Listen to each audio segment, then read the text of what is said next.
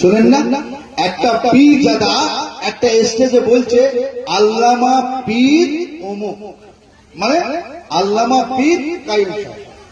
ও আবার পীর হলো করবে, ও আবার তো মুরিদ করবে দুদিন পর। ওই মাওলানা ওই মুফতি সাহেব ভালো করে জানে যে আল্লাহ 100 বছর পর পর একটা করে মোজাদ্দেদ পাঠায়। তার দাদা হুজুর পীর কেবলা মারা গিয়ে ইন্তেকাল করেছে, আজ থেকে 80, 85, 90 বছর চলছে, তাহলে 10 বছর পরে আল্লাহ আরেকটা মোজাদ্দেদ দেবে, আল্লাহ আরেকটা মোজাদ্দেদ দেবে।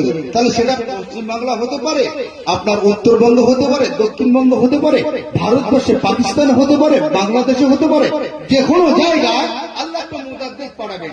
ওই মুফতি সাহেব মনে করছে যে 100 বছর পর পর তো একটা করে মোজাদ্দেদ, তা আমি একবার মোজাদ্দেদ বলে দাবি করবো।